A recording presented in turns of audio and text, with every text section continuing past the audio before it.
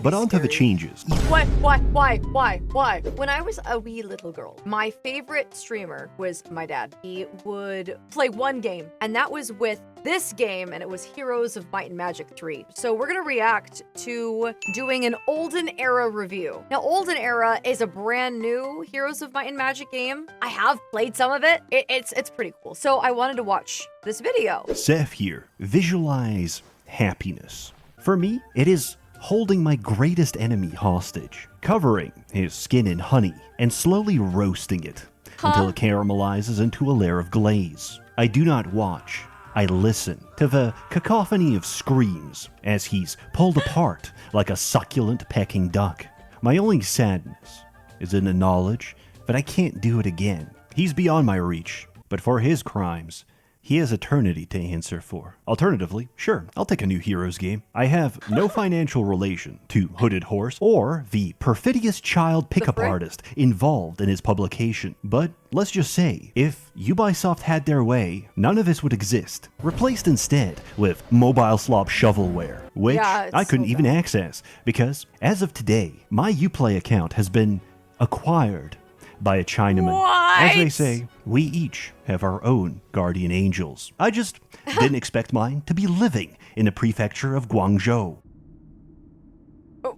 As someone who is on several lists, my online security is very important to me. For the past few months, I've been going to coffee shops, ingratiating myself with the old and infirm, and integrating myself into their geriatric communities. Before long, someone asks me for help with their computer. I oblige. I will say, Heroes of Might and Magic 3 is a very geriatric game, but I like it. Knowing they really just need some company. But this is where I strike. Instead of fixing their computer, I steal their computer and tape a screenshot of a Yahoo Mail inbox to the monitor. I'm able to get about a week's worth of use out of their system before I have to ditch the evidence and repeat the cycle. Worse still, I can feel myself slipping away, as each time I'm forced to snuff out the tender flame of compassion from my heart to do so. There has to be a better way. Introducing ExpressVPN. ExpressVPN routes all of your online activity through secure encrypted servers.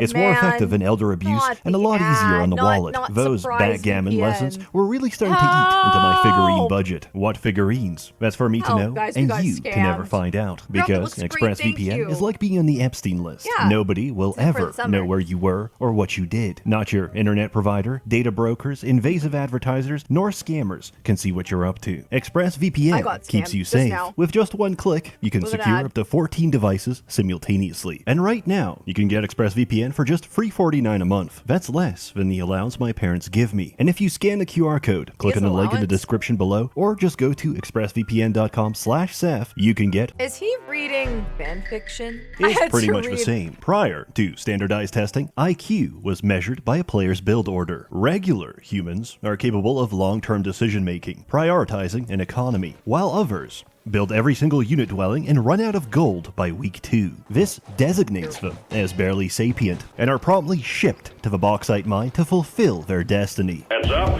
new miner arriving. Whoa. But on to the changes. Stack splitting is easier than ever. Same goes for transferring armies and artifacts between heroes. Before, I send them away on their weekly mission. He was doing a little dig Of harassing leprechauns for spare change. We're back to hexagons. Why did we ever leave? Because math is hard, and we're gonna gaslight you into loving squares. Like Tribes of the East, every unit comes with 2 side grades, which can be switched at no cost. Like Civilization, every faction comes with a tech tree. Like Tales of Androgyny, skills come with a selection of sub-skills, which are mutually exclusive and synergistic. Unlike the incredibly obtuse and convoluted Heroes 5 skill wheel, which isn't even documented inside the game, we now have subclasses, which still require insane RNG to roll the 5 out of 7 slots you're never going to get. Resources are mostly the same, except sulfur has been switched out for alchemical dust, which is required for upgrading dwellings. Or you can spend it all on an infinitely upgradable golden goose egg, which works off gacha mechanics, except there's no guaranteed pity pool. Wait, they have a gacha mechanic now in Heroes of Might and Magic? That's wild. It's designed to rob you you. Magic now works off astrology. Mage guilds are astronomical observatories. Spells are the stars of a constellation, each of which is aligned with a different school of magic. Daylight cleanses, nightshade curses, arcane controls, and primal destroys. On top of this, you have high neutral magic, which is a 5-week countdown until everyone learns Dimension Door. Dimension Door is the most OP skill ever. Like, yeah, it uses a lot of points, but like once you learn Dimension Door, it's game freaking over. Because you could just like skip hop over like terrain and obstacles and mountains and rivers and Dimension Door. Do you get dehydrated a lot, need a drink that won't break the bank? Then you should get Gamersupps. They believe in traditional American values, like anime girl guys. It's caffeine-free and caffeinated in 2 kinds of tubs. Gamersupps improved my social life, and now I can stop seeing people in the mirror. Popular flavors include Guacamole Gamer Fart 9000, Sweet 6-Pack, Blowhole Blast, and Sploosh. Use discount ChaCha at checkout for 10% off. Stay hydrated, stay hydrated, stay hydrated. And 4 levels for every spell. These range from tactical to completely busted, and I wouldn't have it any other way. Outside of magic, Focus is a new resource that's generated by attacking and being attacked, which is spent on unit abilities. Lore, we're in the continent of The Jadan. lore is actually pretty fun. That's Might and Magic 8, but it's before Heroes of Might and Magic 1. I played this one. I played this one as well. Heroes of Might and Magic 1. The graphics suck, but I also played this one too. So, there's no devil aliens yet, because Might and Magic 6 hasn't happened. This matters to absolutely no one. Don't even get me started on what a Varn is. We'll cross that bridge when we get there. Heroes of Might and Currently, Magic 2 there's is 6 pretty good, factions, and I'm gonna cover them all. Temple. The Temple of the Sun is known for many things, mainly getting genocided by the same group of adventurers on a yearly basis. Turnover rates are high. Nobody has time to read scripture, and the entire process of catechumenism is condensed to a podcast seminar by whoever survived. The reason that white people are inferior is because they don't have enough melanin in their skin. I'm dead. As such, the theology has suffered, and our angels are just golems on string. Regardless, they have some of the best lineup in years. 3 entire shooters, 2 of which can completely ignore ranged penalties, a set of armor which duplicates and reflects every single positive effect, and a solid steel wall of swordsmen, griffins, and inquisitors that ensure their backline remains untouched. And in case you ever get bored of playing artillery death stack that kills everything before it has a chance to get close, they still have cavaliers. I played the self-insert. Effortless Strike removes the focus cost of attacking with your hero. Battle Frill allows you What to is use that it again if you Pokemon? kill the stack, and Inspiring Strike gives a 5% chance of resetting the cooldown, but I was already morale maxing, so he killed everything himself and won the match. Grove represents the Druids of Murmurwood. It's Sylvan Rampart spliced with Conflux, except every elemental can awaken to receive a heavy steroid. They're expensive, bulky, and completely grotesque. Pixies are now a neutral unit. You get the scraps left over by your haggard butch lover. An amalgamation of rotund chopplegangers that belong better in a trench than broad daylight. Physiognomy aside, they take some getting used to. Understanding is half the battle. And unfortunately, I'm retarded. Grove has the best casters, the strongest magic, and the fastest unit in the game, which guarantees you the first move. Each spell has its own cooldown, so I can't spam Armageddon, unless I retreat, return with another Phoenix, and spam Armageddon. But that's not always viable, because single hero and tournament are very popular variants. So instead, I play this abomination, whose mirror copy works on the enemy to duplicate their strongest death stack under my What? direct control, which then proceeds to murder the original. And since I'm abusing Thaumaturgy and Murmurmancers, this will be my 4th spell on the first round of combat. And then I found out about luck, Grove's synergy with luck, and how, as a result of several sub-skills and laws, each of my units now crits for 300% damage 100% of the time. Dungeon is the Alvar Triumvirate. Basically bricks, but with troglodytes. The Dark Elves are in collaboration with the Dragons of Garrett Gorge and the Minotaurs of Ravage Roaming, resulting in a combined alliance of strength, resilience, and centralized banking. Each of their units come with a unique fighting style. Troglodytes can spit phlegm. Infiltrators can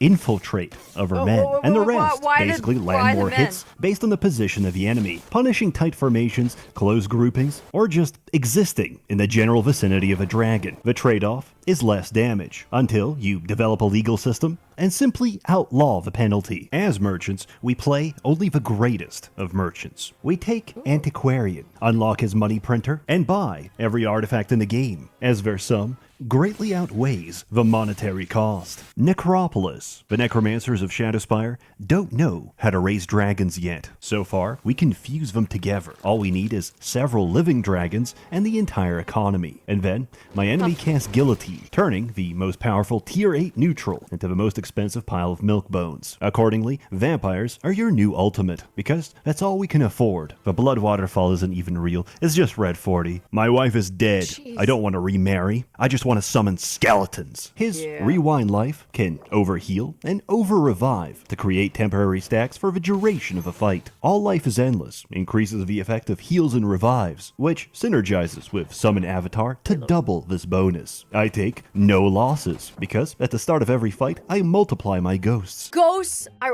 it's such a freaking nightmare to deal with in like any Heroes of Might and Magic game. They destroy their enemies and then their own force just becomes greater. It's crazy. Have the ability to multiply, leading to a Yup. carefully No, managed this is feedback so loop of dangerous. Look at infinitely this. Look at rising this crap. numbers. Look at Or this just crap. take Kelgul, rush Dread Knights, and win without firing a single synapse. Schism. On the continent of Arathia, to the north of Avlee, is meant to be Vori, the land of the snow elves. This region was never implemented or playable, so it's subject to a lot of speculation. Schism is complete fanfiction where dark elves have discovered and dug up Vori rituals to pull creatures from other planes, or the negative space in between.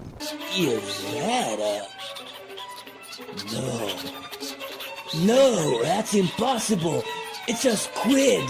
As a result, everyone is melting, Whoa. going insane, or bloat maxing. In exchange, they win the numbers game, using dead tissue to bind more horrors, and using victories as momentum to artificially inflate their stacks. Hive, following Heroes' tradition of having Inferno as the worst faction, Hive makes an attempt. They get the coolest tier 1 in the game, with the best idle animation. But they have absolutely no shooters, unless you have a mountain of resources for a tier 6 side grade. And they don't care. Once they close the gap, there's not much you can do, except watch them multiply, because they can also lay eggs. Now, normally, there's counterplay to a highly vulnerable patch of temporary troops that take time to hatch. Except, the Hiver put his hornets on standby, so he'll always get the last move, lay his eggs, and spawn them without contest, at which point his cooldown resets. But that's not too bad, until you encounter a maniacal reaver and lose half your board in a single turn. You see, normally, units take turns and wait for everyone else. Maniacal reavers ignore this paradigm entirely, because as long as they get that Call of Duty hit marker, they get a second,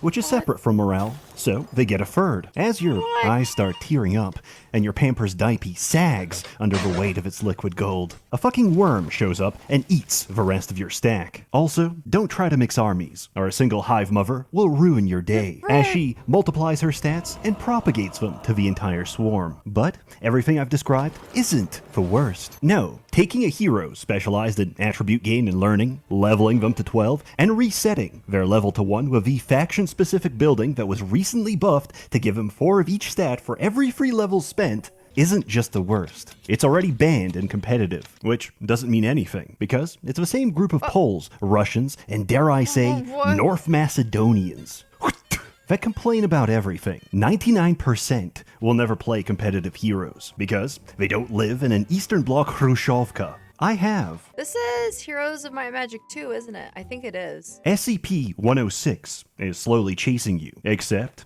it's David Goggins, and he's rock solid. He took his Rhino 99 Vyvanse and Tamriel rebuilt dick pills. He's got that migraine rage after playing Deadlock. And after 10 hours of anticipation, he phases through the wall and loudly proclaims, "Goggy want fuck." That's what competitive is like. In summary, everything I said is a lie. Necro and Schism are currently busted. Hive sucks ass, and I'm not handing away strats to my enemies. The music is good, the town screens are nice, the story and writing is atrocious and sounds like the intrusive faults of a Tumblr blog. There's no teams for players, no underground, no water tiles. But none of that really matters. It's early access, and they seem to be doing a good job. This is the same team that brought us Darkest Dungeon without the gay sex. I believe in them. If you like heroes, you'll like Olden Era. But why listen to me? I'm an influencer. Do you know what that means? I'm one plane flight removed from being a human porta potty in Dubai. Don't listen to my shit. Decide for yourself. As always, more content to come, so stay tuned. A warm thanks to the many members of a Merchants Guild, generously funding and bankrolling these videos. You're all truly played very wonderful. much of it. Have a good one. That was lovely. That was good.